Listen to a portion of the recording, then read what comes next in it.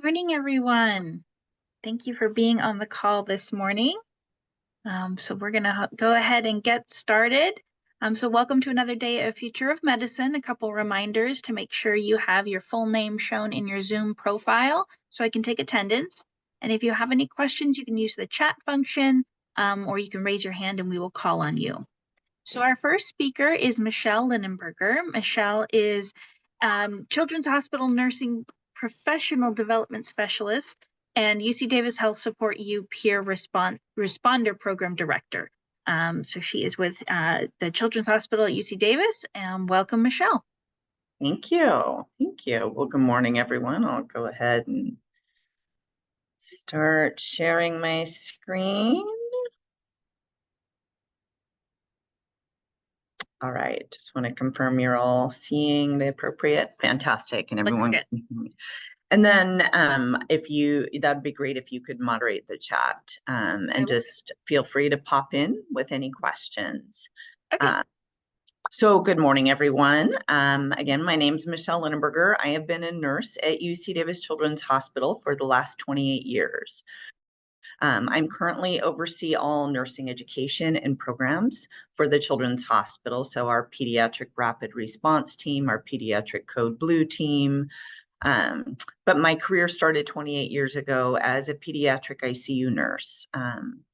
And also was a flight nurse at UC Davis Health. So in the Children's Hospital, we'll go pick up patients in our helicopter from other hospitals in Northern California and bring them back to us. So I'm going to do kind of a broad overview of who we are, and then, all the possibilities in nursing. And then obviously my world is for the most part pediatric, but we are a children's hospital within an adult hospital at UC Davis Health. So we are very unique. So I want to share that as well. So I'm not sure, have you guys had many speakers from UC Davis Health? We've had a couple, nothing from pediatrics.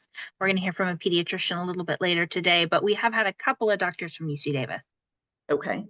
So I work with all services. So we're the only level 1 trauma center in Northern California. So we are a level 1 trauma center for both pediatrics and adults. So in our pediatric intensive care unit, we take patients from all over 33 counties in Northern California. And they are flown in specifically to us because they cannot be cared for at any of these other community hospitals. They're usually so sick and need that higher level of care. So we have a medical school at UC Davis Health. We have a nursing school there.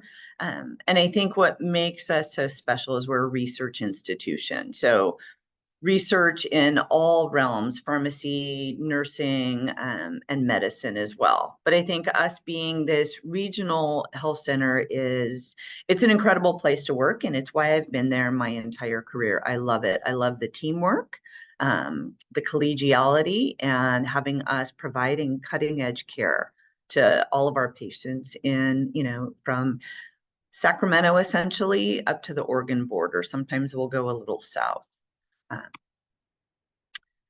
So again, when we say a level 1 trauma center, I'm sure you're probably hearing from individuals from all different health systems. So Sutter has a trauma center, Dignity Health. We are the only level 1 trauma center. And we are verified by the American College of Surgeons. And so that's an extensive verification that we go through every few years. And it's because we provide that highest level of care. So not only for burns, but for ECMO. So when we get really sick patients and they are severely injured in a car accident, and even the breathing machine, the ventilator cannot provide that highest level of support, we have our extracorporeal life support, our heart and lung bypass machine. But there's all these different levels of care that we need to provide. And it's never any one team. It's never any one profession. It's all of us collectively. So, regardless if you all want to go into medicine, nursing, you want to be a pharmacist, I think keeping your eyes open to all the different professions that come together to provide this amazing care. We are the largest health system in Northern California, and then especially for pediatrics. So we are a designated children's hospital, the only designated children's hospital in Northern California. And a lot of this stuff may sound like just words, but it is because of the cutting edge research we do, that very highest level of care. Sutter and Dignity do an amazing job with all of their care as well. We provide the next level up. And as you can see in the statistics, we get a lot of kids. We get a lot of kids coming from hospitals all over Northern California. Part of being a level 1 trauma center and a level 1 children's surgery center is we have a special waiting room just for pediatrics. So when our kids are sick and they're with their parents, they don't just kind of hang out in the big, massive adult waiting room. They're with other children in a ped specific area. And then in our pediatric ER, our pediatric operating rooms, we only have surgeons, nurses, respiratory therapists, pharmacists that are specially trained in peds. And that is important. And I'll kind of, go over that in a little more detail. Like I said, when I used to be a flight nurse for our Life Flight program, either go in a ambulance to pick up our patients, or in a helicopter, we're going without physicians. So we're going as advanced practice nurses. So our transport nurses have a different level of skills. We don't, every once in a while, we'll have a physician go with us, but for the most part, it's 2 nurses or a nurse and paramedic picking these kids up. And we're picking kids up from other, hospitals, whether it's in Oroville or it's up close to the Oregon border. They don't see pediatric patients a lot. We do telemedicine. And so we'll have our physicians and our charge nurse on a telemedicine call looking at this kid. Do we need to go pick them up? Are they stable enough to be cared for and keep them in their community up there? We also partner with a lot of these hospitals to provide education. We do it with Barton Medical Center up near Tahoe, because there are times when we can't fly and we can't transport kids out because the weather is so rough. So our relationship with all these community hospitals, lots of different layers, and it's integral in the care of the kids, to the kids we provide. So this just kind of, shows a little bit more about our transport. We also do fixed wing. So if I needed to pick a patient up in Redding, California, we partner with them as well. We only have a certain amount of fuel in the helicopter, so we can only go a certain distance. So we will go fixed wing. And it may sound really easy, but it is tough. In any of these modalities, picking up a kid, and a lot of times you're picking up a patient as a nurse from a hospital, and you're getting report from maybe an ER physician who's not used to caring for kids, ER nurses not used to caring for kids, and you're trying to get that patient is stable and then get off to transport. Sometimes if you're like in the right lower picture there, if we're flying fixed wing, that means we're taking an ambulance to the airport, getting in this small plane, flying to where we need to to go, and then ambulance back to our hospital. Obviously helicopters direct, obviously to our roof, but not always the roof of the hospitals. It really depends on where we're picking the kids up. And then anything in the Sacramento area, if we're picking a patient up at Woodland Memorial Hospital to bring them to us, we're going to be in the Children's Hospital ambulance.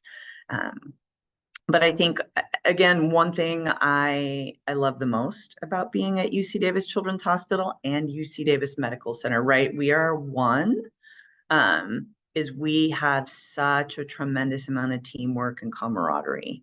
I love my team members, amazing physicians, amazing nurses, amazing respiratory therapists. When you are in these critical, scenarios and situations, it's imperative that you have phenomenal teamwork. And then I also love that we are a research institution.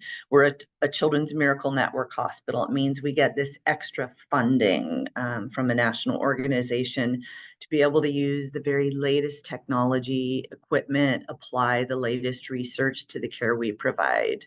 And this is just one facet of nursing, and specifically pediatric nursing. You can, there's the adult version of this too, if, you didn't want to take care of children. But there's also other layers of nursing in other areas. And I think that's the beautiful thing that I really love about nursing. For me specifically, in being a flight nurse and a transport nurse, I love the autonomy, right? It's just kind of the next level up. So I just, within our hospital, right, you also have nurses that work in outpatient clinics. They can work as a school nurse. But these are the specific areas for us just within our children's hospital. So you could be in the intensive care unit. You could be, like I said, our emergency nurse, room nurse. You would either be a pediatric emergency room nurse or an adult emergency room nurse. The acute care nurses for our pediatric floors, that's where the kids, right, they're off the breathing machines, they're off of a lot of support, but they still need to be on the IV, perhaps chemotherapy or antibiotics. And so you have a different level of nursing there. On our pediatric floors, our nurses, it'll be one nurse for 4 patients. In our intensive care units, one nurse, sometimes for 2 patients, but most of the time they'll have 1 patient. And then sometimes our patients will be so sick where we will have 2 nurses, and I'll show you a few pictures of those. The neonatal nurses, right, that's just going to be from birth or our premature babies. We also have our neonates, so our young babies that are in the NICU when they go to have cardiac surgery, they will come up to the pediatric ICU. We have specific adolescent nurses. We have a pediatric cancer center, our operating room and recovery room, all completely different training. And then our pediatric cardiac nurses. So we have specialized training. That's another area that I focused on.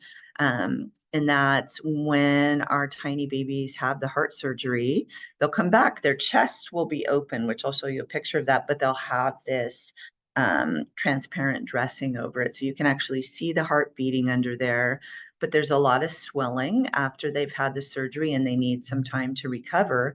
And we'll also have them on this highly specialized machine to be able to provide the highest level of support. So I think this is one unique thing about nursing. There are lots of ways you could come into nursing, and I think it's fantastic because it really allows people to have lots of different options. So at UC Davis Health, we only have bachelor's level nurses. So you have to have your bachelor's degree in nursing. But we will get lots of students that'll go to, let's say, Sacramento City College or American River College. They'll get their associate degree in nursing. Everyone can take the same boards, but they will have to then immediately be enrolled into a bachelor's degree program to be able to get a job here in our nurse residency program. A lot of our nurses hold advanced degrees, like myself. And then our nurses also, we have, it's actually higher than this now, but they also go on to get a specialty certification. So like I was saying, in all those different areas, you go on and get more education and you get a specialty certification, but everyone takes the same board. So let's say, you wanted to go into nursing, the least expensive way in, right? And the quickest way to start working for a lot of our colleagues, they'll go to a community college, they'll get their associate degree, and then they'll just keep going. They get their bachelor's degree, they get their master's degree, and then they get their postmaster's. So I think that's an amazing thing that allows a lot of flexibility and a lot of options. So want to speak a little bit about the difference between pediatrics and adult, because we're a children's hospital with an adult hospital. So I cover 14 areas within our hospital that you all see from the street. So we have a lot of areas that, when we're really busy and it's either, we've had a lot of things happen, whether it's car accidents or respiratory illnesses, our older kids will go out into our specialized units where they're equipped to take care of both adult and pediatrics. And I think it's really important because sometimes people don't understand, these subtle differences can be life and death in a lot of these patients. When I, would go to different hospitals to pick up our babies or our toddlers that were really sick, a lot of these hospitals did not have the right size IVs or the right size breathing tube and the equipment. So they're doing the best they can. That's why we get there as quick as we can to help them and team up and be able to get them to our hospital to kind of get that higher level of care. So kids aren't just little adults.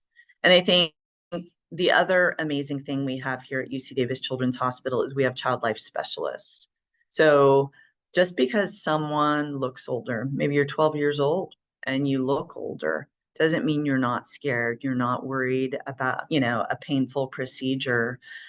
So we have child life therapists for anything that we do to a child, whether it's placing an IV, or putting a tube in, we're explaining it. We have the family there. We have facility dogs that are trained to provide comfort.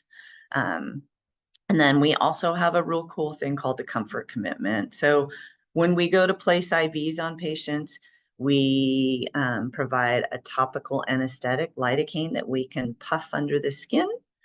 We have this amazing ultrasound machine. So we don't just kind of poke around and guess, because a lot of these babies, you can't see their veins. And so we can utilize this ultrasound machine, be able to look down in there and achieve that IV on the first poke. And then I think the biggest thing is the medications are weight-based. So it's all done per kilo, micrograms per kilo or milligrams per kilo. And it's not just this flat dosage. So sometimes that can be overwhelming for people, or can be an area where if you're a pediatric patient in a hospital that doesn't take care of kids, that often errors can happen. So I wanted to highlight some of the common diagnoses that we have here. Like I said, we're a level 1 trauma center. So we'll see the very, some of the saddest things sometimes. Very bad car accidents, bike accidents, drownings. That's what we do. We partner with Shriners Hospital for Children. So our burns will specifically go to Shriners, which Shriners is located on the UC Davis Health property, right across the street from our hospital, and our physicians go back and forth. We have an amazing heart surgery program for our babies. And if you think, it is absolutely fascinating. Some of these babies, their heart is the size of a walnut, and our surgeons are able to perform these amazing surgical procedures to help give them this normal blood flow and then the normal life. Some kids aren't born with all 4 chambers, right? 2 atria and 2 ventricles. Sometimes they're born with a single kind of ventricle physiology, and that can cause problems. But we do amazing things. And again, it's our heart surgery specific to pediatrics. We have a pediatric heart center, specific pediatric surgeons for that, specific nurses for that, specific anesthesiologists and respiratory therapists. I think infection is a huge thing. And that can be from a respiratory infection to meningitis, lots of different things. And kids can get sick pretty quick. And if you don't know the subtle vital signs or what you're looking for, they can kind of trick you sometimes. Diabetes, we get a lot of children, new diagnosis with diabetes. We have an amazing endocrine department. Asthma is our #1 admission. It's very common. Drownings, I think that's been one of the hardest things in my entire career are, we have our rivers, pools.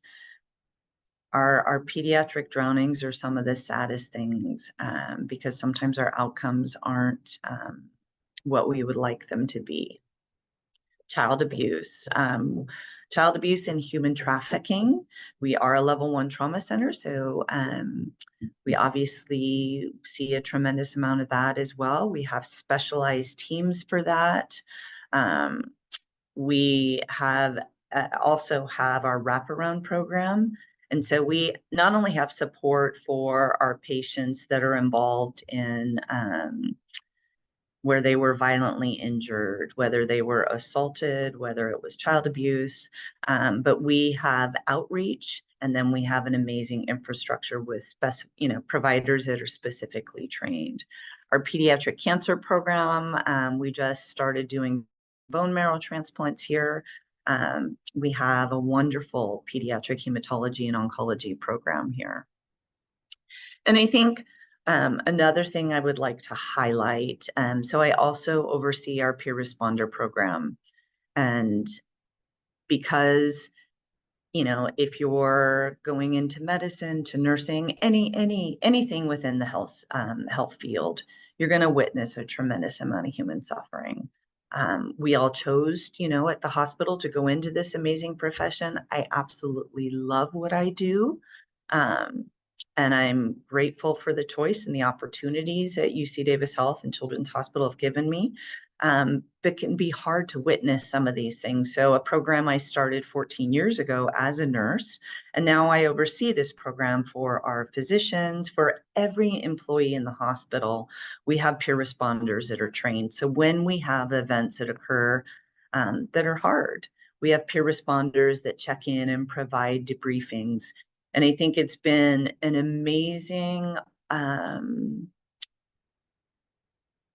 healing thing, and just a kindness to see. It could be a physician checking in on me or a nurse checking in on me if I had my patient die, or we had a code blue, or we had a really tough admission. We take care of each other. We have amazing resources here to promote mental health and well-being. So I think that is an important component of whatever role and career choice that you all choose. If this is what you head into, it does take its impact on you. And so it's wonderful to have a health system that recognizes that and provides that. So what do you do as a nurse? I think, sometimes we, it's what you all have experienced, whether you have relatives that are nurses or physicians, pharmacists. It's going to be different in every patient environment, right? A clinic nurse at a doctor's office is going to be very different than what I was talking about being a flight nurse or being an ER nurse or an ICU nurse. But the one thing as a nurse, we are with the patients the most. So we are that constant, but it's really that observational piece that is huge, and then conveying that to our team.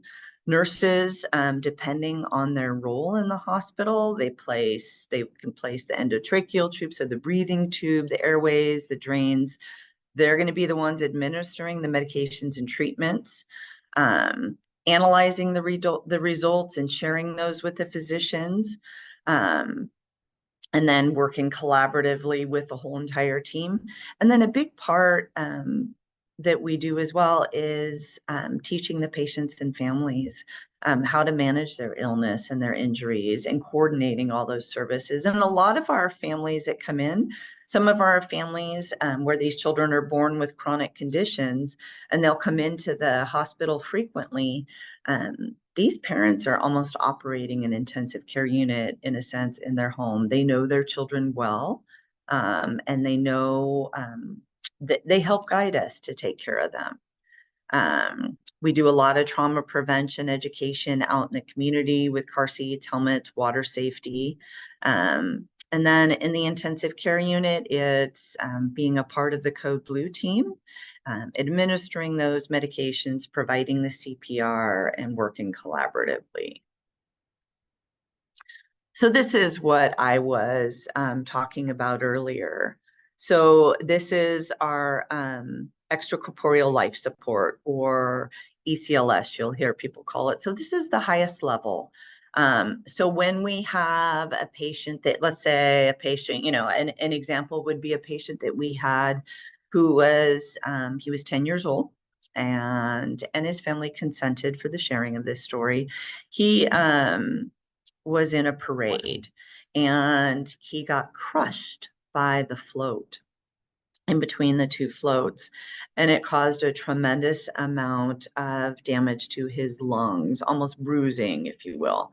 And so he was very sick when he came into us, brought into us, because we are the level 1 trauma center. And that, we were trying to provide ventilation to his lungs, and the breathing machine with the breathing tube, the endotracheal tube, was not enough to sufficiently be able to oxygenate him. And so we had to then go to the next highest level of care, which is the machine that you see here. And this is our extracorporeal membrane oxygenation machine. So it's pulling out the venous blood, which you can see the darker blood. And so we're pulling out the darker blood. It goes into the machine. We provide the oxygen. We pull off the CO2. And then the bright red, healthy, oxygenated blood, the arterial blood, the A there, is going back into the patient. This patient that you're seeing here specifically is a cardiac surgery patient of ours. And so you can see the dressing here. So as I said, sometimes that the chest will be open after cardiac surgery, and then sometimes it'll be closed and we'll have this dressing over it. So that's just a drain. And then again, the venous port, so pulling blood away, going through, getting oxygenated, getting the CO2 out, what we do normally as we breathe. And then this allows the lungs to rest and heal. And then that patient I was talking about that was injured in the parade ended up doing phenomenal, had an amazing outcome, just needed some time and space to be able to heal. And so I wanted to give you just a quick, it's what we do with our newer nurses and our transport nurses. So how do we find a quick way to do an assessment? And a lot of times it's me walking into the room. As a transport nurse, it was me going into a hospital. I have, I've gotten report, I have an idea of what I'm going into, but really the airway and the appearance, what do they look like? What's their work of breathing? And then what does their skin look like? So for the airway and appearance, is it abnormal? Are they crying? Are they looking at their parents? Are they interacting? Or are they completely somnolent? And sometimes people are like, oh, they're sleeping, they're fine, or they're exhausted. But you really need to investigate that further. Do they have the normal cry? Sometimes with our babies that have either fallen or there's been child abuse, the cry can be different when there is a head injury. So what is their muscle tone? Are they moving their extremities? And those are all things that I can, as I'm walking into the room, I can get an idea of what's going on. Their work of breathing, for us, that's the biggest thing. I need to kind of unwrap that baby and look, are they breathing? Am I seeing that chest rise? Is it look normal? Or are they working hard? Are there, is their nose, are there little nares flaring because they're working so hard to try and breathe, and it could be trauma, it could be infection, it could be a head injury, it could be a lot of things, but their work of breathing tells me how worried I need to be. And then their circulation, touching them, not only palpating for their pulse, so checking for their pulse, but is their skin cool? What's their capillary refill, right? For most of us, like if I just pushed on my finger, it'll be white as I depress it. And then because my blood flow is normal, it'll come back. So, less than 3 seconds. Some of these kids, if that cap refill is delayed and their heart rate is high, kids don't, their blood pressure will kind of, last or maintain itself for a while before they completely just drop off. But all of these things are giving you pieces to the puzzle. The modeling, it kind of looks like almost like puzzle pieces on their body. And kids can look, awful from a fever. So it could be a fever. They could not have enough fluid. So they could have had, been sick for a while, high fever, diarrhea, vomiting, and they just need IV fluids quickly. But it's looking at all these things and really quickly assessing, do I need to provide breathing for the patient? If I need to get an IV and do I have the time to get an IV, or do I need to put an intraosseous needle? So we will put a specific needle into the bone. And usually with our babies, we do the distal femur, the long bone. And that's just to be able to get fluid in an emergent situation. They wouldn't be awake or having that normal cry, but they need that quick resuscitative effort. So this is just kind of this ABC triangle of quickly, do I need to be worried? Or do I have some time? And, with any time, like I said, when I was traveling for transport, we most often didn't have a physician with us, but we're quickly calling our medical control. So if I'm there with my partner, I'm just flown in to pick up a patient. I'm assessing the patient either, and if things aren't looking good and I'm trying, I'm starting to breathe for the patient with the bag valve mask and the face mask, we're calling medical control and, we're alerting everyone of what's going on. And if I picked a patient up like this, let's say in Reading, we wouldn't leave until we had things stabilized, right? So we would utilize our physicians there in the ER that called us for the help. And we would make sure we had an IV line or an intraosseous needle to be able to give fluids. We'd be able to breathe for them, and we'd get everything stabilized before we left that situation. And then sometimes you're going into, a perfectly, you're picking up a baby that maybe has some labs that aren't looking good or some different signs, but they're, if they're smiling like this and they're interacting, then I know I've got some time. I'm okay. So vital signs. This is a tough one. And, between vital signs and medications that need to be weight-based, a lot of people get intimidated by it. But everyone has their little pocket guide for this. But I just think, as a pediatric nurse or a transport nurse or an ICU nurse, you know the norms for each level. So if I have, a baby who's 9 months old, and their respiratory rate, I put them on my monitor or I'm counting their respirations. And let's say they're either breathing away at 80, 75, 80 and they've been doing this, or I hear from this hospital, they've been having this, work of breathing and breathing with this high rate. And sometimes they'll say, you know what, though, they're better now. They're just really sleepy. And now their respiratory rates maybe like 15, 20. And sometimes that's when their heart and lungs can't keep doing this work for so long, whether it's an infection or something else that's going on. And we're getting close to the point where we may, be needing to provide more support for that baby. So it's really important to know what normal is, and then kind of both ends of that. So we're gonna walk through this. So this is a 5-year-old patient. He was just, so I'm working as an ICU nurse now, and so are all of you. And he just got transported into us. He has a history of asthma, and he really, has had a fever. He hasn't been hungry. The hospital ended up transporting for us. So we couldn't have our team was too busy. They couldn't go get them. So when the patient arrives in the pediatric ICU, you've got that other team saying they looked fine. And, kids, it's not that the other team is wrong, right? It's just kids can change like that. They can change very fast. So the patient arrives, he's tired, he's sleeping. When the nurse goes to put an IV in his arm, he doesn't cry. He's pale. He's got some nasal flaring, much like this picture up here. He kind of wakes up briefly and then falls back asleep.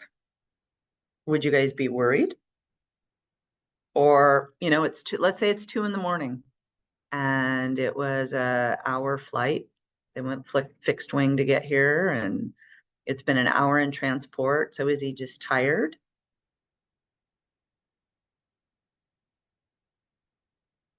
Yeah, I see Sophia at least. I can't see anyone else. Right. I'd be, and this is where the patient's coming in. I see this and I notice that they're poking and he's not waking up at all. Any of us, it doesn't matter. An adult would wake up with a painful procedure. We're going to get oxygen on. We're calling if our attending physician isn't there right away, which they usually are when our patients come in. We're alerting our entire team. We have respiratory therapy going, and from there, it's really going to depend on what we do. He's pale, so we would look at two things first and foremost. So ABC, airway, breathing, circulation, airway. If he lets me start bagging for him, so we put the face mask on, it's uncomfortable to have someone breathe for you. But if they're allowing me to do that in the sense they're not crying, they're not moving, I'm concerned, then we need to put a different type of airway in. So an endotracheal tube that will go into his trachea and be able to oxygenate him. And so if he has allowed us to do that, and then we've placed this IV. If we couldn't get the IV, we would try. And if we couldn't get that, we would do the intraosseous needle. And we have these it's like a little intraosseous kind of drill. And it just quickly zips it in. But it allows us to provide the IV fluid in a quick manner. So we would never do this in an awake child because obviously we wouldn't inflict pain on someone like that. But it's just kind of this broad spectrum. And let's say maybe he was tired and maybe he kind of woke up and started talking to us. Then I would put a nasal cannula on him or some face mask and we get some labs and kind of investigate more. But it's really them, yes, it's great to have all these vital signs on a monitor, but it's really looking at our patients and like I said, from walking into the room to touching them, I can tell, if I need to be worried or if I may have a few moments. All right. So kind of going back to, where do nurses work? Oops. And I highlighted the second statistic there because that's where I work. We don't have a freestanding children's hospital here in Northern California. Valley Children's is a freestanding children's hospital. UCSF Benioff is a freestanding children's hospital. UCLA Rady Children's, so there's lots of different areas where they have freestanding children's hospitals. And then we are a children's hospital, meaning we're in the same building as an adult hospital. If I look at COVID, during COVID, when COVID first hit us, kids are staying home. We didn't have a lot of kids in the hospital. So I was training our pediatric nurses to take care of adults. And we were taking care of adults in our our pediatric areas. Fast forward, it's been almost 2 years where we had kind of our own pandemic with pediatric respiratory viruses. And we were pushing out into our adult areas of the hospital. And I was training adult nurses to take care of pediatric patients. So lots of amazing things. We also have this team that I help do the education for. It's our pediatric critical airway team. And this is all physician-based. So we have trauma surgeons, pediatric surgeons, ear, nose, and throat surgeons, pediatric ICU doctors, ER doctors. But we have some adult people that come in and we all just come together collectively as a team from our adult hospital and peds hospital to provide the best possible care we can. What can we do to save this child's life? So you can see from a national standpoint, right? Freestanding children's hospitals, are the biggest area where pediatric nurses are employed. Outpatient specialty clinics, we have a tremendous amount of outpatient specialty clinics here at UC Davis Health. The different community hospitals I was talking about, Lodi Memorial, we partner with them. They have a floor where they take care of adult patients and pediatric patients. So they have some pediatric nurses there. The school setting, we're starting to see far more pediatric nurses in the school setting, and right, because you have your kids that have cardiac surgery. You have your kids that have type 1 diabetes and have the insulin pump or the CGM. So it's important to have that contact. Home health is huge. We transition so many of our kids to home health because we really want to get these kids back into a normal setting as quickly as we can. Psychiatric and mental health facilities, I think this is an area where we need more facilities. We need more providers. One thing that we have seen in the pandemic is an increase in our adolescent overdose and adolescent suicide attempts. I do a lot of work with our pediatric psychiatrists here at UC Davis Health.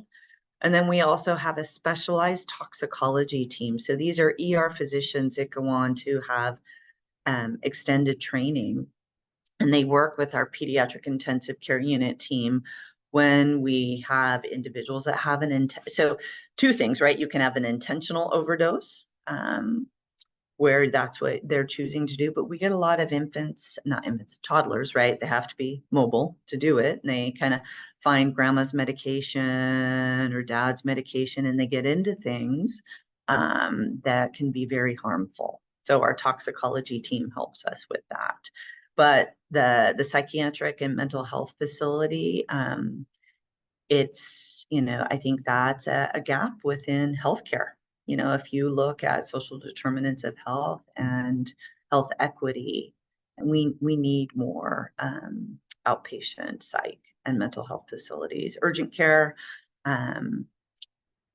you don't have a tremendous amount of registered nurses. You're going to see a lot of nurse practitioners there in urgent care. And then our rehab and extended care facilities. So sometimes that can be palliative care facilities, or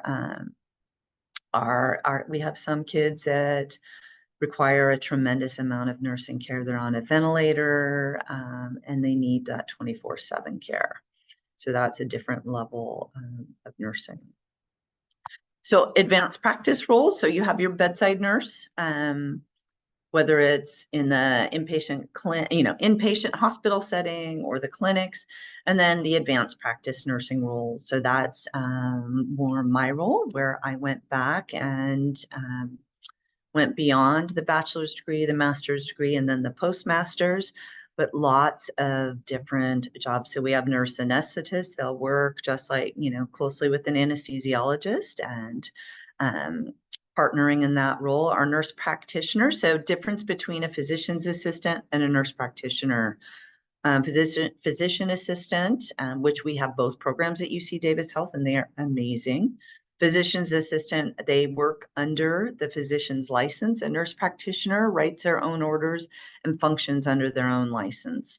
The nurse midwife, the nurse educator, nursing informatics, and then the clinical nurse specialist, all different areas of nursing within the health system, but you go back and get that advanced degree. Do you guys have questions? No question. Anyone curious, interested in going into nursing? Or is everyone wanting to go into medicine? Sophia? Okay, some nurses. Awesome. I'm curious, so if you don't get the like specialty certifications, is it like normal or possible to like switch like specialties if you're like more than interested in like just cardiac or like Yep. neuro or like Okay. No, that's a great question. UC Davis Health, because we're this research institution and an amazing health system, pays you to get that certification. So you get extra money, for getting that certification. But we also have this program at UC Davis Health called Bridges to Excellence. So, and I train all of our new nurses in the children's hospital. So I'll get people who've worked in the emergency room with adults for maybe 10 years. And they're like, you know what? I want to try something different. Or I've been an operating room nurse. I want to try something different. I want to go be a neonatal nurse. And so we have these opportunities. You maintain your regular position at the hospital, and then you have to fill out this application, and you work 4 shifts in that area. And so you can kind of get an idea and see, is this something I would like? But the health system provides all the training. I think that's, the amazing, and the thing that I love so much about nursing. I started as a new graduate nurse in the pediatric ICU. And I was, my career before that, I was, got my bachelor's degree from Sac State and was a gymnastics coach at Sac State. Completely changed my career. Went into nursing, and then I was able to transition into the pediatric transport and the flight nursing. And now I'm, in charge of all of the nursing education for the children's hospital, and then all of our adult areas that care for the children. And then because we're also a magnet hospital, and that's a national designation for nursing. It's the highest level. And one thing that UC Davis Health does, being a magnet hospital, I had this idea when I saw, so many of my colleagues, both physicians and nurses, leaving the profession because they, witnessed so many, hard things and had a hard time with that. That's when I developed our Support You Peer Responder program. So looked at programs out there, looked at the literature out there, created this evidence-based model. And then our chief wellness officer, invited me I'm faculty now for our clinician health and wellbeing program. Only nurse on it. It's all, mainly physician-based, but the teamwork and the collaboration is amazing. It's fun. It's what I love about being in, healthcare, medicine, nursing, whatever it is. I love all the colleagues I work with. It makes it, I love the adrenaline, if you will, and the critical thinking, the autonomy, and I love the teamwork. But there's other if you don't want to be and doing those things, there's other amazing areas you can work in. So. Oh, thank you. I had a follow-up question, if I may. I was gonna ask you about your support group, and even I guess before that and during, when you had already founded and led it, how else did you find support when you were struggling with what you had seen or under stress? Where did you find outlets to deal with that stress? That's a great question. So we have our health system. I created the framework. It's a trigger list. So it could be a DEI event. It could be violence in the workplace. It could be a death of a patient. It could be an error. So we have automatic triggers where our entire health system, our risk management department, we have automatic referrals, and we have healthcare, other trained peer responders check in with you. Our health system also has a free counseling program. So I partner with them. And so we have all these really cool layers of wellness. I think, the biggest thing when we do these peer responder debriefings, it's I and a couple of my colleagues, and we're in all different professions, medicine, pharmacy, chaplain services, and we lead these debriefings, and we'll have, trauma surgeons in there, anesthesiologists, OR techs, respiratory therapists. We all were in the same event. And we all understand what we're going through. And so to be able to have the support, and we're not there to fix it, we're there to listen and to normalize so no one feels alone. I think one of the most unique things about what I've done my whole career, it's hard to explain, and you can't, from a privacy standpoint, share all these stories. But it's your colleagues that you work with that best understand it. So they really become your family, your community. And it's this amazing community of support and all the great resources that we have to help people that really provides that resilience. So you can enjoy what you do. Okay, thank you. Mhm. Anyone else have questions? Leslie. I just wanted to ask about your experience like in nursing school and if you ever felt like maybe there's a time when you had like a burnout or just anything like that. I just want to know your experience. With burnout? Yeah. Yep, totally normal, right? With everything, it's, I feel like whether you are a nursing student or a med student, because I do a lot of different debriefings with all of our students and our residents, it's tough. And it's finding people that are going through the same thing as you. When I went into I had no experience. And I remember being in nursing school with a lot of people, they were like, oh, I did this or that, they had to, and I had zero experience. As I told you, I was a gymnastics coach at Sacramento State. I had no healthcare experience. And it is stressful, but it gets better. It kind of ebbs and flows, and it's finding people to talk to that you can reach out that have either been through it or they get it, and it makes it okay. If I look at every career, when I was stressed out, when I started in transporting these patients, I would be so nervous. And then even in this, I've been in my most recent role for the last 8 years now. It's different. And that's normal. And I've learned to just kind of go with it. But I reach out for support and talking with people that are going through similar things as you. But very normal. Doesn't mean like you're not destined to be amazing.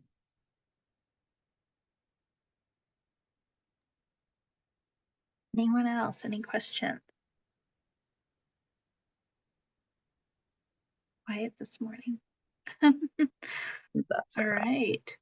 Okay, well, we will take a little bit of break, but I want everyone to thank Michelle for being on here, and I will let you know if we have any follow-up questions specifically for you. I'll get in touch with you for that. Thank you so much for being here and giving that overview. That was great. No, it's fun. Everyone, we're going to take let's see, a 9-minute break. So be back here at 11 a.m. Thank you. Have a good day. Bye. Thank you. Hey, Dr. Gong. Good morning. How are y'all doing? Good. We will start in just a minute. Welcome everybody back, and I'll introduce you. Perfect. All right. So welcome back, everyone. Next, we're going to hear about the specialty of anesthesiology. So Dr. Erin Kong is the Assistant Physician in Chief for Kaiser Permanente North Valley, and an anesthesiologist. So welcome, Dr. Kong. Thank you. Thank you for having me, and thank you also to the Sierra Sac Valley Medical Society. Great introduction. I just wanted to introduce myself a little bit more. I'm an anesthesiologist. I actually work in Sacramento, specifically with Kaiser. My company is TPMG. Some of you are probably very familiar with that in this area. What I thought I would do is discuss anesthesia, starting out with perhaps how I landed there, and from there my journey to choosing the field, and then a little bit more specifics about the field. But hopefully by the end we'll have some time for some Q&A. So anyway, I hope you're all having a fantastic summer, and I'll continue. So I am a child of immigrants. My parents immigrated here from Hong Kong and Malaysia to actually open up a restaurant that was out on the East Coast. So being a physician or going to medical school was not something that they expected. But doing well in academics and athletics was expected. So in high school, my personality was something that I was pretty quiet. I was an introvert, but more of a social introvert, somewhat awkward at times, trying to figure that out.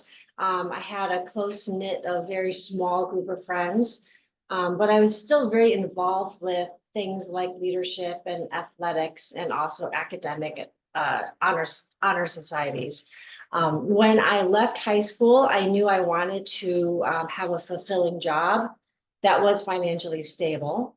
I enjoyed the idea of helping people. So I ended up going after high school. I'm sure many of you are probably in this position right now and trying to decide what you want to do next. I ended up going to a liberal arts college out on the East Coast. I took many different sorts of classes because that's what liberal arts is all about. I took anthropology classes, I took Chinese literature classes, I took economics classes, and then of course I also took a lot of science classes. So if you think that going into medicine, you need to be like biology based or physics based or chemistry based, that's not true. You can major in whatever you want. And in fact, I would recommend that you do that because that's your opportunity to be a flavorful sort of person. During my college years, I decided to major in economics. And like I said, I took a lot of pre-med courses. In the middle of college, I knew that it was either going to be medicine or Wall Street. I knew that I could either wear scrubs or suits. I can do either. I was flexible that way.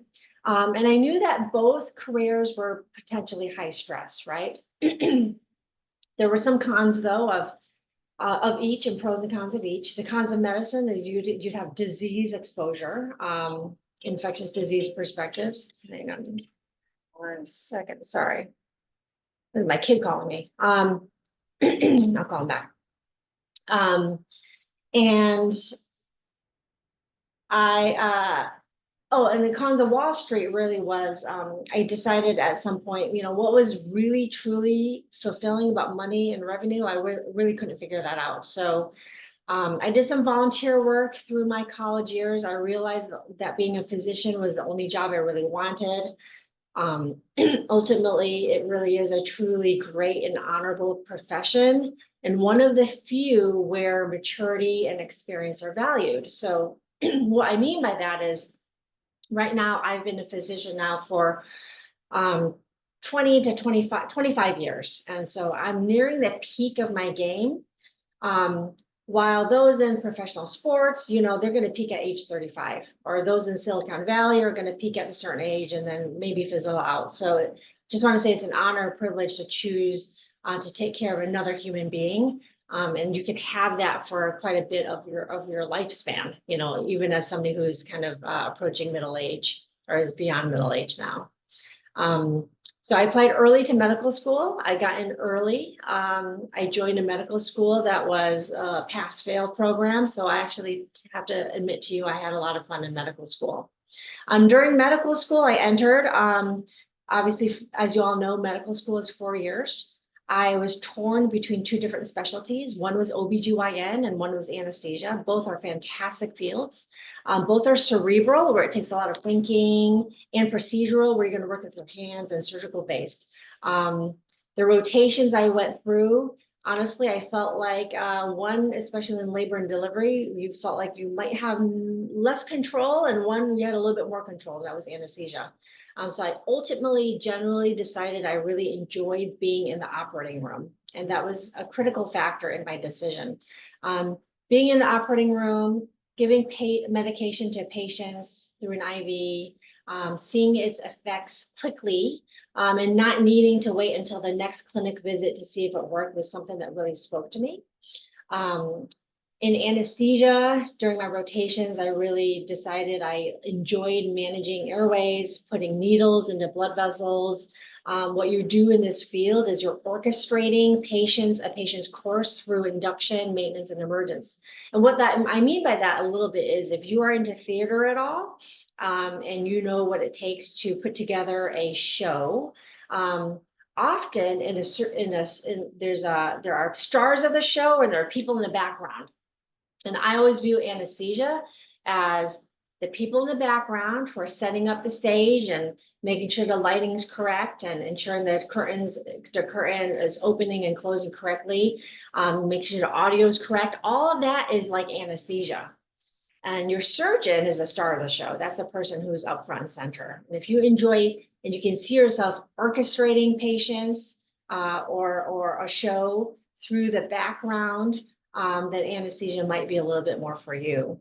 The nice thing about anesthesia is you have one patient at a time, one procedure at a time. There's not a lot of pressure of an office schedule. And, you know, so then I decided to go into anesthesia. I went for 4 years, also on the East Coast. After residency, you have a choice. You can do fellowship if you'd like. I didn't do it myself, but there are fellowship options in anesthesia that are cardiac, pediatric, intensive care, obstetric. You can do neuro anesthesia, pain anesthesia, regional anesthesia research. There's a lot of fellowship work after residency. So let me just back up a little bit and say, you know, what is anesthesia? Anesthesia actually is the practice of medicine specializing in the use of drugs or other agents that cause insensitivity to pain. An anesthesiologist is the physician who's taking care of the heart and the lungs and the rest of a patient's needs, while a surgeon takes care of the surgical problem.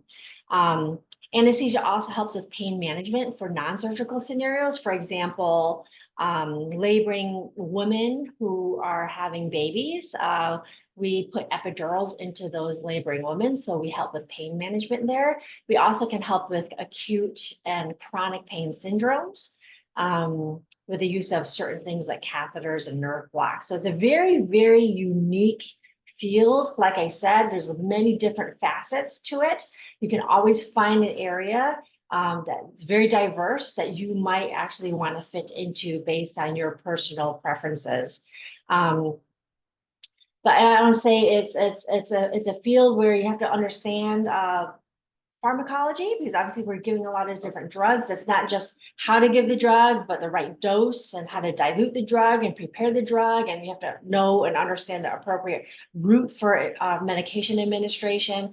You also need to know and understand what other medications are not compatible or are okay.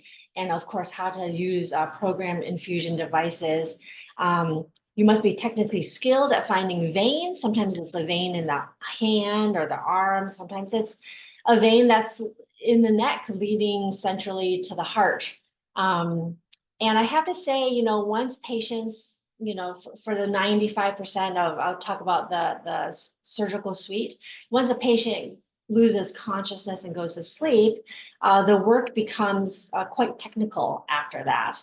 Which some people might view as an advantage or perhaps even a disadvantage. But I will say one of the advantages to this field is I personally am seldomly needed to be the person who has to deliver bad news. I never typically am delivering diagnosis of cancer to a patient or to the family or terrible news to a patient and a family. And that's something that I view as an advantage to the position. Like I said, there's lots of fellowships, cardiac, pediatric, OB. Those fellowship and those sort of practices actually spend more time with awake patients. And like I said, there's lots of different roles. And as we move into the future, those roles expand more into what we call perioperative roles and pre-op clinics, running ICUs, leadership roles within the hospital, et cetera. So one question you might ask is, what kind of person typically becomes an anesthesiologist? And I would say if you are a planner, an anticipator, somebody who thinks about the future, worries about what might go wrong, you know, you might be a good anesthesiologist. You know, we're always ready to diagnose heart or lungs problems that might complicate a surgery. As an anesthesiologist, we're always ready to understand how a medication interacts with a particular patient in our field. Like I said, you have to love that physiology and pharmacology. Physiology is kind of the study of how things work and how the body works. In terms of lifestyle, if you are a morning person, early mornings, then you probably fit well as an anesthesiologist. You know, we typically wake up pretty early in the morning, and we do stay late some evenings, and we do take overnight call. But I like to kind of joke around with people and say, by the time I'm done with most of my morning, most of the world's still asleep, and I have accomplished so much by the time other people are waking up, just because of the hours that we keep up. You also have to like the operating room environment and the hospital environment, and, you know, be okay with handling occasional emergencies. So in general, if you're the type of person who likes to have multiple meetings and multiple references and do a lot of research and like surround continuously before making any kind of decision, then anesthesia might not be for you, because that just takes too long. Much of what I do is routine, is predictable, but when a crisis arises, the decisions must be made rapidly. And the anesthesiologist must be able to direct the efforts of a team of nurses and technicians quickly in order to ensure that we have make the right decisions for our patients. So that's an important key to the type of person that might fit into being a role of an anesthesiologist. And I think it's important also to state anesthesiologists must enjoy the company of surgeons. Long gone are the kind of the stereotype of, you know, surgeons being malignant or abusive. I think those are long gone. I think the surgical training now, our surgeons training is a little bit more benign, still difficult, but a little bit, you know, less malignant than in the past. But I still think it's important for anesthesiologists to understand that you're going to be working with surgeons who have a very high level, a high sense of confidence, even arrogance, and even some amount of nerve. So, you know, ultimately the surgeons are captain of the ship. So you must be able to deal with that kind of personality with grace and honestly a little bit of humor, or you will not be happy, honestly, to coexist with them on a daily basis. And you also have to be okay with the fact that most patients and people do not think of you as his or her doctor. His or her doctor will be the surgeon, the obstetrician, the primary care doctor, and for the most part, they're going to forget about the anesthesiologist. And it's important that you're okay with that. In general, our interactions with our patients are very intense, but they're very short-lived. So having really good interpersonal skills help a lot. You must be able to make a patient feel very comfortable in putting his or her life in your hands just after a few minutes of acquaintance. But like I said, most patients will not remember that particular interaction. In fact, you know, anesthesiologists are often compared to pilots. Nobody claps when a plane lands, right? Just as nobody expects any less of a perfect, uncomplicated anesthetic every time, unless it's like super turbulent, right? But in general, you expect your pilot to be able to land that plane every single time. So in general, I want to say that we do draw a great amount of personal satisfaction in what we do, and our patients and our families do expect us to be at our best always. Like you expect your pilot to be at their best always, to take off and land every single time. So work that I do here at Kaiser Sacramento, I focus on high-risk inpatient cases. I do enjoy a lot of neurosurgical cases. Those are the brain, complex spine cases, cancer patients, cancer cases of all different kinds. I practice in a hospital setting where, you know, we have all of our monitoring techniques, drugs available, blood products, and equipment. It can be stressful and tiring versus an outpatient day job, which is, you know, some of the clinical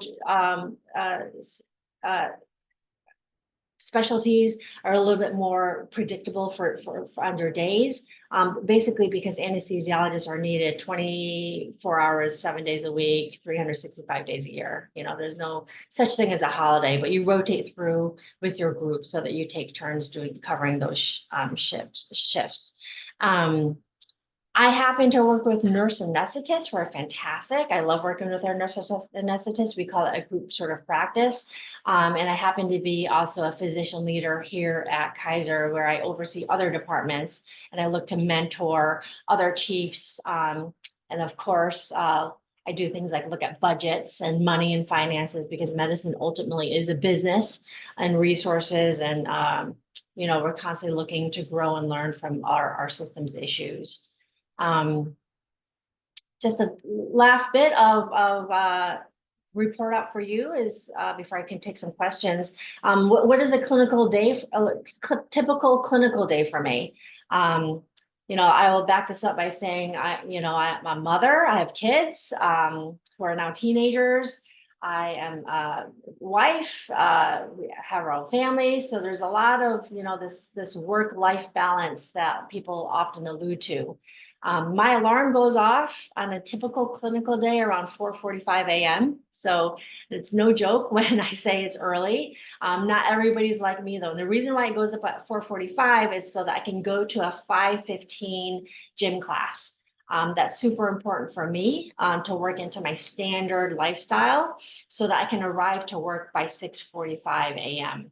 I see the patient right around 7 a.m. and we're going into the operating room by 7:45 a.m. Depending on the day, it may be one long case all day long, or there could be several short cases, anywhere from 4 to 6 cases per day. And typically our day ends around 5 to 7 p.m. And then call schedules, weekend, holiday calls, etc., vary depending on the group that you're in, and you split that with the rest of your group. So I'm happy to answer any questions that might have popped up as I was talking from anybody in the group at this time. Jessica. So I was wondering, like, how do you deal with like those doctors who like come off as arrogant? Because like, I feel like that's like a difficult thing, like to like you're working with them for like long hours. So like, how would you like deal with that? Yeah, well, I think, I view it sometimes as arrogance actually is part of the training, right? So we are working in a fast-paced environment where decisions that are often critical do need to be made. So you do have to be confident in the perioperative world. So when I say that, back in the day, right, the stereotype of training for surgeons and maybe even anesthesiologists were a little bit malignant and hard. And I actually came from the East Coast. I was I won't name the residency, but I felt like it was tough. It was I wouldn't go as far to call it toxic, but there is something about why training is like that sometimes. It's meant to maybe potentially build a tough skin, so that you can make the critical decisions quickly and demand the team works in a way, we're shifting away from that, right? We're shifting, the culture of medicine is really shifting away from the environment where it's not psychologically safe anymore. And where, all hands on deck, all advice and opinions matter. Anybody can speak up, because we found that when anybody can speak up in, say, an operating room suite, it's demonstrated to have higher quality measures and actually avoiding risky type situations. So in dealing with it, I actually, like I say, a little bit of sense of humor is good.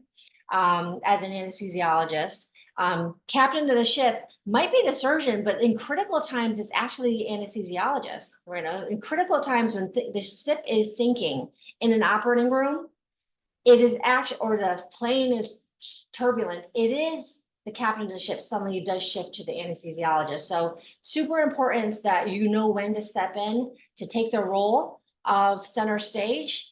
So we're going to come in from behind the curtain, right? If it's a show, you're going to come in from behind curtain and say, okay, I'm going to handle this right now. That I think is really important. You listen to it. I view arrogance as a thing that actually is a strength.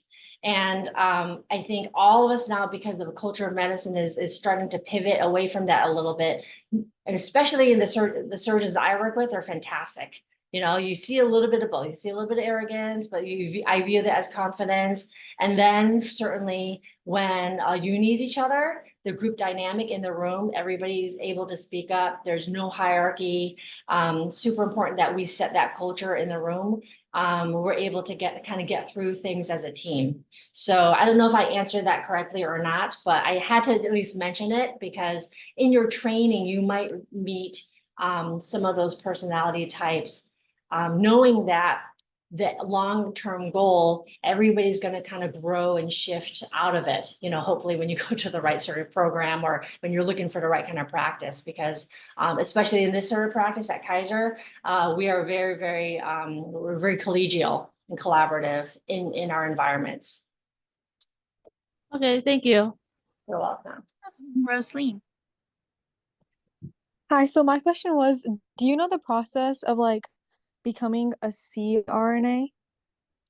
Oh, CRNA, not as well as, you know, becoming an anesthesiologist, but I do believe typically you're first a nurse, so you get your RN degree. And typically a lot of the CRNAs have experience in the ICU or the ED. So they actually will train in intensive care or in the emergency room before they apply to CRNA school. And then once they apply to CRNA school, I believe that training is about 3 years long.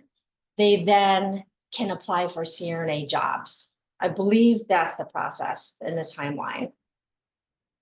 Okay, thank you so much. You're welcome. Sophia. I know you mentioned that sometimes it's like you don't get a lot of acknowledgement from the patients or like a lot of face-to-face patient time. So I was just curious, do you still, like at the beginning you mentioned how you really wanted to help people through medicine. Do you still feel that like satisfaction and like Oh, yeah. fulfillment? Yes, for sure. So my satisfaction in helping my patients is just knowing I did the right thing. I got a patient through surgery. I watched them wake up completely comfortable with no nausea, and I talked them through a really stressful part of their procedure before and after. They may not remember me, and that's okay. The surgeon knows who I am. The rest of the team knows who I am. Our job as anesthesiologists are not necessarily, we're not going back to the patient in clinic. They don't come back in to meet with us for follow-up care, et cetera. The reality is, the patients who are concerned about anesthesia, they will remember my name, because they're going to say, who's my anesthesiologist? Oh, it's Dr. Kong. Okay, and then later on, they'll remember who I am. But in general, because of our job, we meet them for such a short period of time. And before you know it, we earn their trust. It's pretty intense for about 30 minutes, and then they're going to sleep, So it's not as long-term, it's not as relationship building as some of the other specialties that you might see with primary care or any of the specialties that might have clinic, but extremely fulfilling because you can see what you do almost on a daily basis, and if it's 4 or 5 cases, I felt like when I walk away and I go home and I put my head at bed at night, I say, wow, that was, we took care of 4 or 5 really sick patients. We got them through this thing. What do they care mostly about? That they don't remember anything and they don't feel anything, really, right? That's what all patients care about. They don't wake up in the middle of the procedure, so those are what they ask of me. And when you are able to provide that, it feels really good. And I'll share with you, when I myself was delivering my babies, my best friend was my anesthesia provider who put the epidural in. So I remember who did that. I'm awake. So it's not, when I speak to that, that's kind of like the surgical suite. But there's a lot of other areas where you do have awake patients with chronic pain patients or even labor and delivery where you're doing epidurals. And believe me, like as soon as the anesthesiologist walks in, your patient will love you. You have suddenly lots of friends because they're just begging for that sense of relief. Okay, thank you. You're welcome. Nikita. My question is, you go to I think you answered this, but you go to the same school as other like specializations, like anesthesiologists, anesthesiologists, they go to medical school, right? That's correct. Yep, you go to medical school, you're getting your How long is the residency then? yeah, Is it 4 years residency 4 for you years. guys or for 4 anesthesia? years. Yep, 4 years of residency. And then after residency, you have choices of fellowship. Typically anywhere from 1 to 3 years of fellowship, depending on what you choose. Okay. Oh, so residency does not like depend on what you specialize in? Residency, when you do 4 years of anesthesia residency, that is just for general anesthesia. And then you can, from there, go look for a job. That's what I did. Okay, but Or if you want to subspecialize within anesthesia, you can do a fellowship afterwards. so the fellowship is optional if you're planning on specifically specializing. That's right. It's optional. Okay, thank you. You're welcome. Are there any more questions for Dr. Kong? All right. Well, thank you so much for being here. We really appreciate it. This was a great overview. So if anybody has any additional questions, they can get in touch with me and I will share that with Dr. Kong. But thank you so much. Thanks, everybody. Have a great day. All right. Going to move on to our last speaker for the day. So our last speaker for the morning is in pediatrics. So Dr. Diane Chan is a pediatrician at Kaiser Permanente. She's also the Chief Wellness Officer for Kaiser as well. So welcome, Dr. Chan. Thank you. And you might have seen me enthusiastically wave to my friend and colleague, Dr. Kong. I didn't even realize she was a speaker. And this really speaks to how what she just said about at Kaiser, that we're all very collegial. And yes, I've had a chance to work with Dr. Kong very closely. And I love that I got to listen to your talk, Erin. Oh, yes. It's so nice to see Dr. Chan on camera. And, you know, this is the beauty of culture, right? We're completely different specialties, trained completely differently, yet we all know each other in some way or form. So I'm signing off. I'm so happy to see you, Dr. Nice to meet you all. Have a great summer, everybody. Good luck with this fantastic program. Bye. Bye. Hi, everyone. I know you've had a long morning already, and this is your last talk. So I hope to keep you guys engaged and interested. And Sam, will you share my slides? Perfect. So I'm going to say I only have a few slides to go through, and then the rest I'm going to save 10 minutes for questions. So start thinking of questions.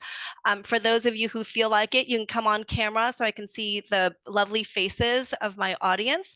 I don't think I can keep track of the chat, but Sam, if you feel like there's a question that I should be answering during the talk, please interrupt me.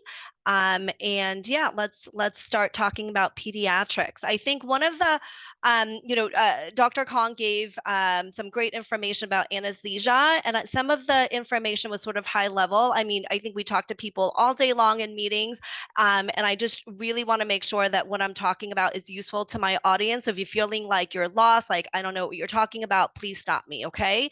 The nice thing with pediatrics is I feel like most people, especially at your age groups, know about pediatrics and at least have a pediatrician. So it should be familiar to you guys. And so next slide, Sam.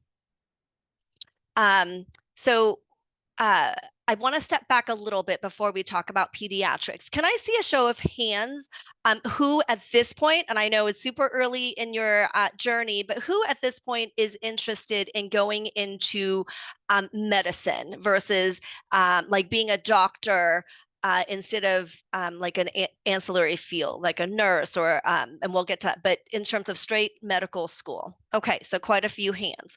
And how many are interested in like a supporting role, like nursing or being a tech or something on the health field campus, not an MD? Okay, Thank you for that. So this slide specifically speaks to people who are thinking about going into medicine.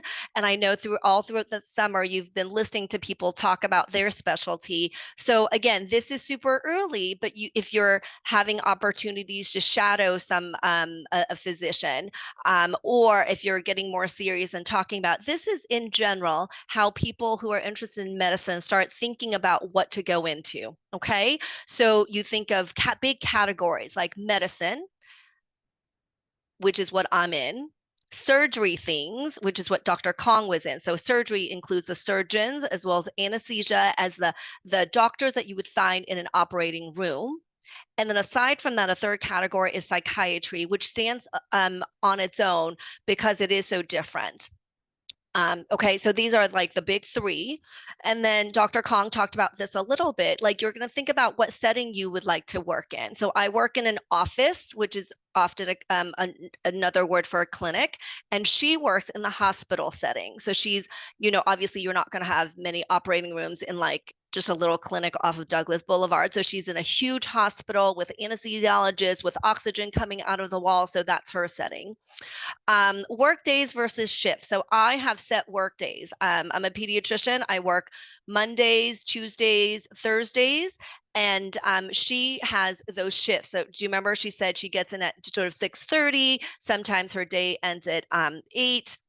But that's that's one long shift. And then there are days that she's not assigned to work a shift at all. And this is a good example in the emergency room too, where my colleagues will work about 8 to 10 shifts in 30 days. And in between, they're literally off, like they're hiking in Tahoe, like they're shift based. Okay.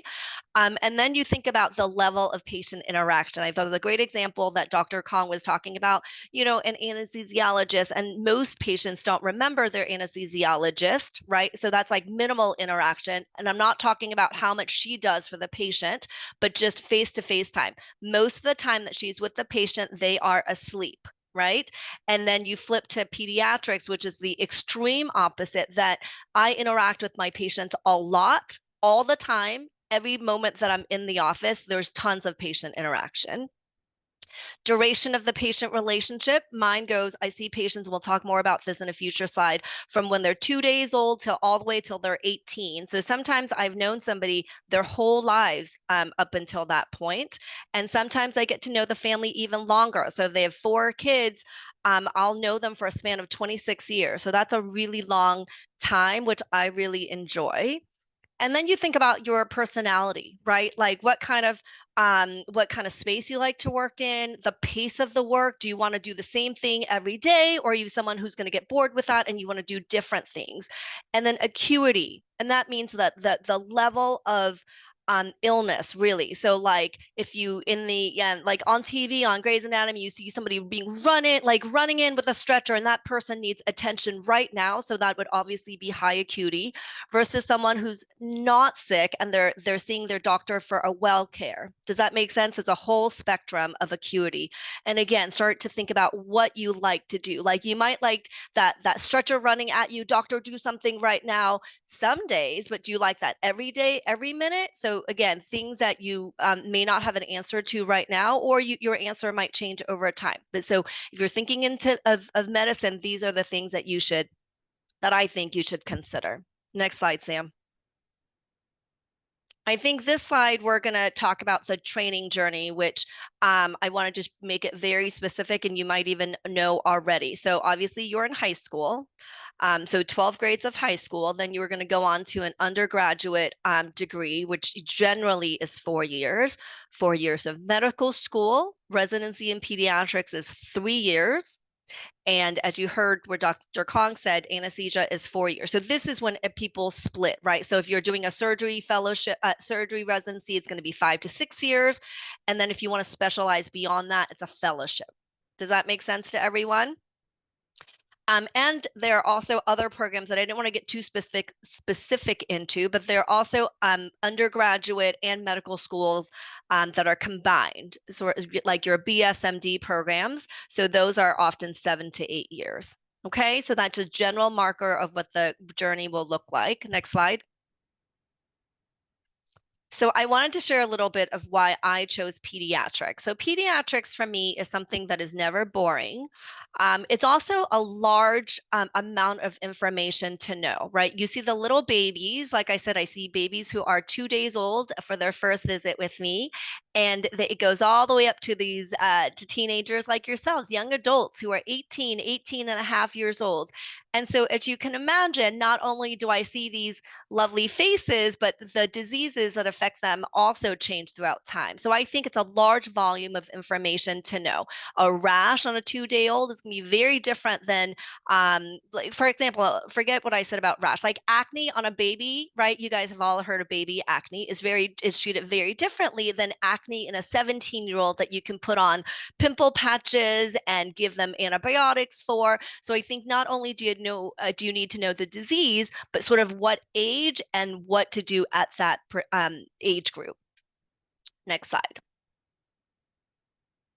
I'm a general pediatrician here at Kaiser. As we talked about before, this is an office-based situation. So I work in an office. You can see my office right now. This is literally where I spend my time, except when I am in exam rooms with patients. Just to give an idea of what my schedule looks like. Right now, especially over the summer, lots of kids are coming in for checkups to make sure they get cleared for volleyball for the next school year, or just, a check-in just to be sure that you guys are doing great.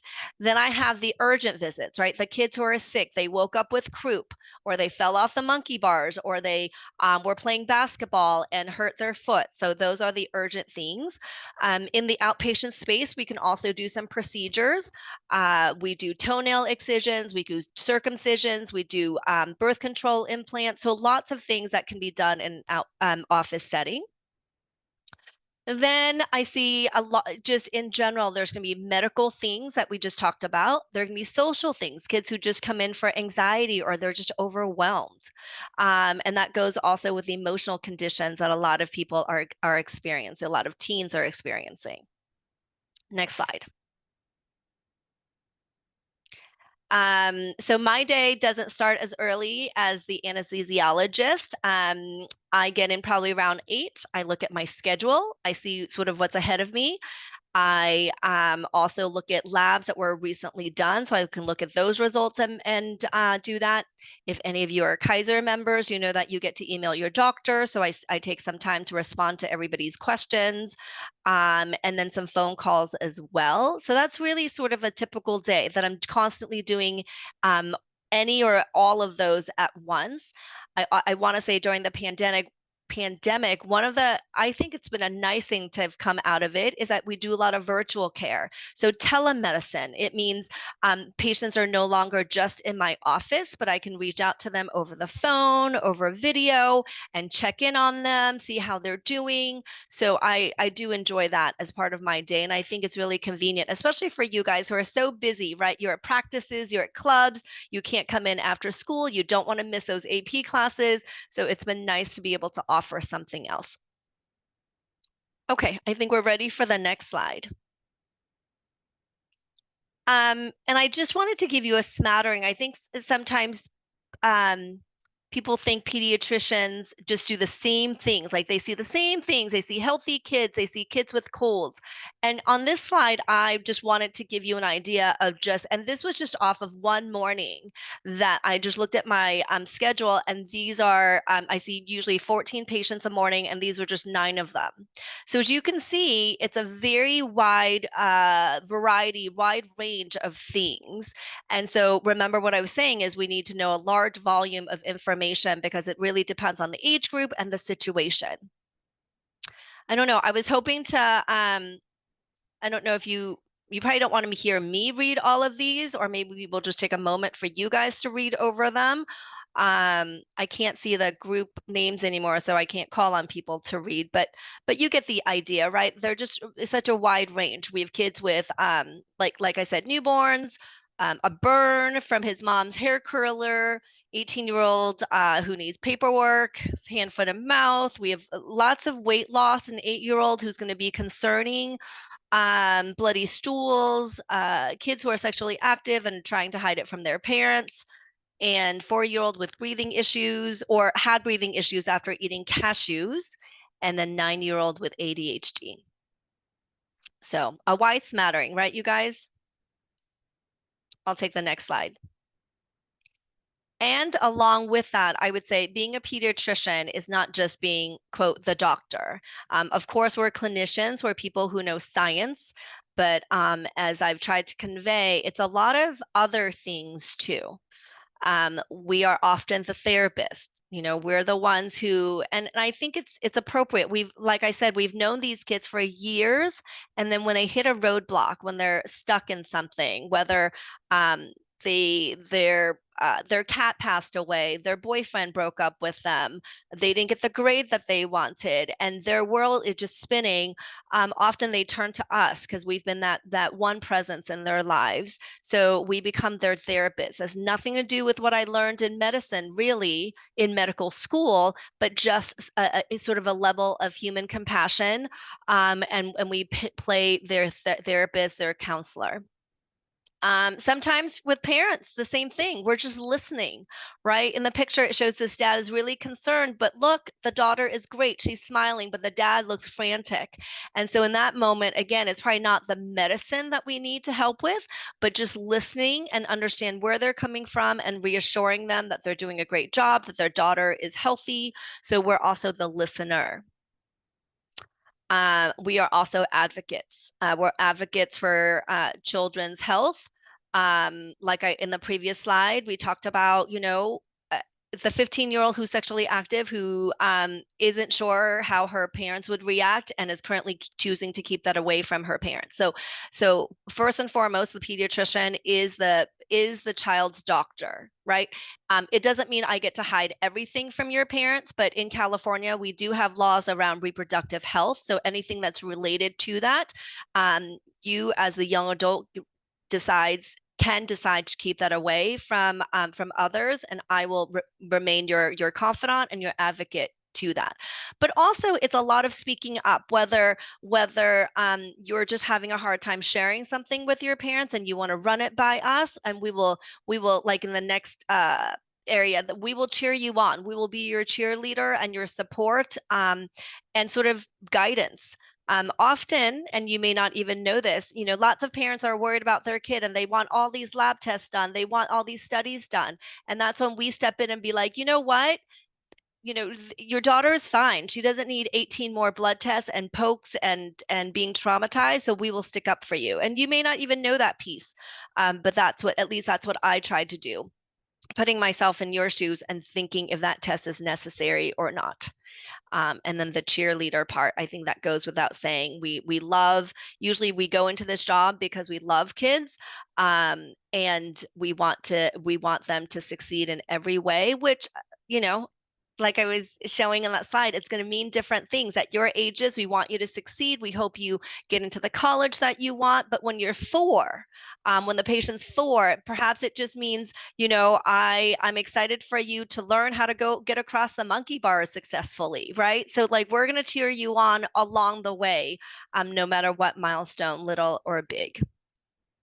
That is probably my, let's stay on this slide, Sam, or you can come off the slide. That it doesn't matter to me, but I'm going to open it up to questions. Actually, just stay with the slide. It's fine because I have the last one that I want to share my info. So we'll just stay on the slides. And if people have questions, I'm happy to take that now. I know that was a fast run through pediatrics and your training and what it takes to be here. I'm going to open up to questions. Sukita. Hi. Hi. I'm interested in the medical field. I sorry I didn't raise my hand when you asked that question. Yeah, I'm interested like becoming a doctor or something. I was gonna ask you, as a pediatrician, like what perspectives do you have to look at as a pediatrician? Like is it like do you have to look at also at the psychological perspective of something and the health perspective and the social perspective? Like how many Are you talking about when a patient's in front of me? Yeah. A little bit. I mean, there's some things that are more straightforward, right? If you come in with a cough and a runny nose, I don't think I'm going to run through all of those perspectives that you're calling, right? But if I'm thinking about ADHD medicine, sure, I'm going to take into account a lot of things. Sort of mentally, how are you doing? Are you anxious and depressed because you've done poorly because you've had ADHD and you've not been diagnosed? Then you look at sort of financially with the parents, you know, can they afford these medications? Are they divorced and I need to split the medicine into 2 bottles instead of 1? So you do really consider it, but it's really just, I don't know if I would, yeah, so I do take that into consideration, but sort of not consciously. Does that make sense? It's not like I'm pausing and going, okay, I'm looking at these differently. But yeah, I think that's one of the beautiful things about being in pediatrics. It's a very comprehensive approach, and you do get to know the family. So you already know that the mom, that the mom and dad are not together, and so you do need to split up medication. You do need to print out 2 of your visit instructions. Does that make sense? Yeah, it makes sense. Okay. Thank you. Yes. Rachel. What do you think the main differences are between being a pediatrician versus a pediatrics nurse? Wow. Okay, that is a huge one that I don't think I can answer. So that's really I don't know if that's usually compared together. So the pediatrician is the MD.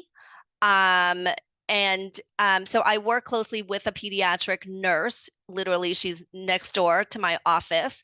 But their tasks are very different. And I don't know if I want to speak on the nursing aspect, but for example, day to day, I'll give you an example. So if I'm needing somebody, so I see somebody who fell off the monkey bars, I order the x-ray, I've seen the patient, and I need her to put on a splint. So it's very split duties, and it's not very similar. Yes, we're in the same pediatric environment, but our jobs and roles are going to be different. And I don't know if I can speak on what pediatric nurses do. Okay, that's okay. Thank you. Yes, you're welcome. Annika? Were there any specific subjects or experiences throughout your educational path that you found helpful for your career? Yeah, good question. I get this every year, sort of, and I'll rephrase it, and you tell me if this is what you're asking. Sort of at this point, if you're thinking of going into pediatrics, or insert the specialty that you're thinking of, what would be useful to do right now? Is that what you're saying? Yeah. Yeah. So I don't know, like going into finishing up high school or in college, I don't know if there's anything specific that you need to do. I think if I could be an advocate for something, Dr. Kong talked about, she did some work on wellness. We do that together. So I would say your biggest homework right now would be to have something that you, whatever it is, come up with something that is good for your mental health, that you can rely on, that is your go-to, whether it's running, like you always run, and that's what helps you because you get that 1 hour of just being outside without other things on your mind. Whatever it is, Dr. Kong goes to the gym, as you could hear. So because the next 12 years, 16 years, 10 years, whatever it is, it's going to be a lot on you. So I would say, if anything, make sure your mental health is sort of something that you're really watching out for, and you have something that you can turn to when things get a little crazy.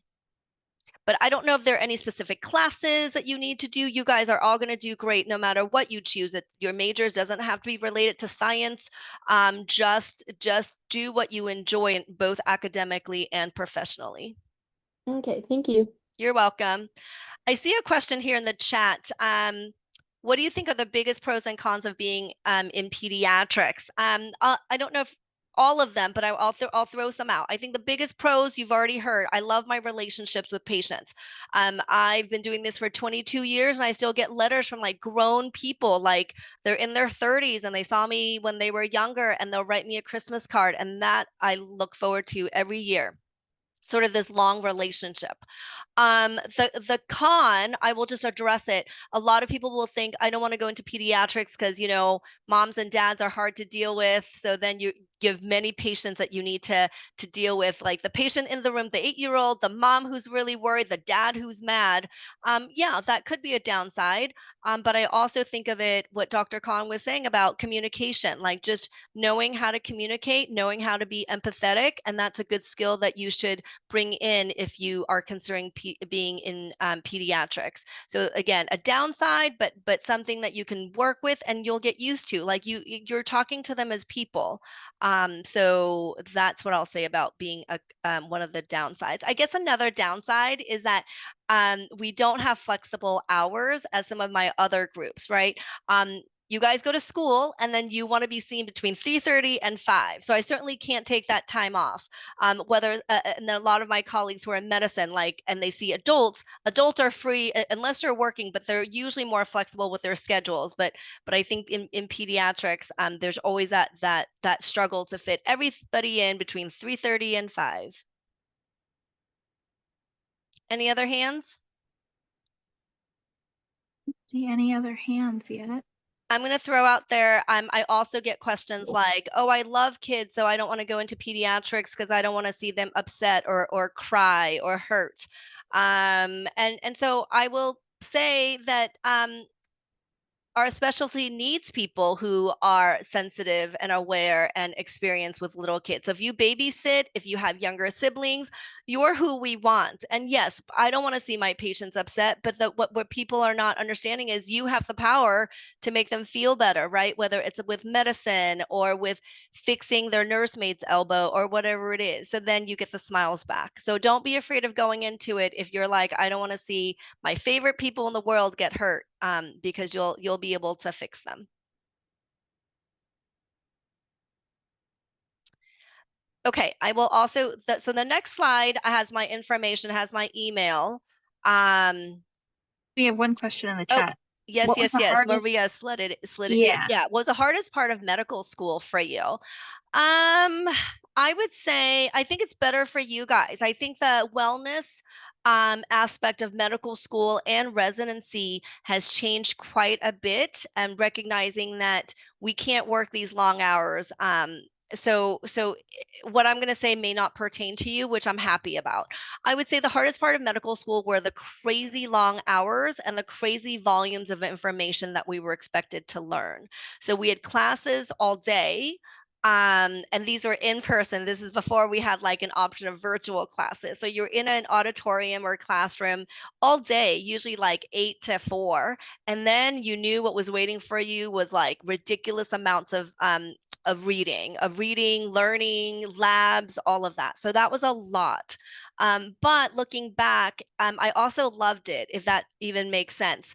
I went to NYU in New York City, and I had a great group of, we were all in the same boat and we all helped each other. And you just saw somebody at 2 a.m. going to finish chapter 15, and they're like, almost, and like, oh my gosh, I'm almost done too. Like there's just that level of just support, and we all got through it together. So yeah, so that wasn't hard. And the same thing with residency, though I know for a fact, because I work with residents, that the hours, there's no, so I used to have to work 36 hours. So you would go in at 8 a.m. or 7 a.m. and then you would work until the noon the next morning. And then through the night, like you slept there in the hospital. So that was a lot, like that's a physical toll. But now there are limits in place. So every resident, depending on where you go, after 10 hours or 12 hours, they're required to take a break. So it won't be as physically taxing for you guys. Great question, though. You guys are thinking so far ahead. The last slide, like I was saying, Sam, has my information on it, and that's me on the Kaiser website with a little guy. Can you see? Oh, there we go. Yeah, that's my direct email. So if you guys have questions, feel free to reach out. All right. I think that's all of our questions, and I'll share your email as well. I do a follow-up email at the end of the day, and I'll go ahead and share that with them as well. Great. All right. Thanks, Sam. Thanks, everyone. All right. Well, thank you all for being on. Thank you, Dr. Chan. A couple quick reminders before you go. This concludes our session for today. And note that there will be no class on Wednesday, June 19th. So this Wednesday for the Juneteenth holiday. So we will meet again on Friday, June 21st at 10 a.m. Thank you so much for being here and have a great week, everyone.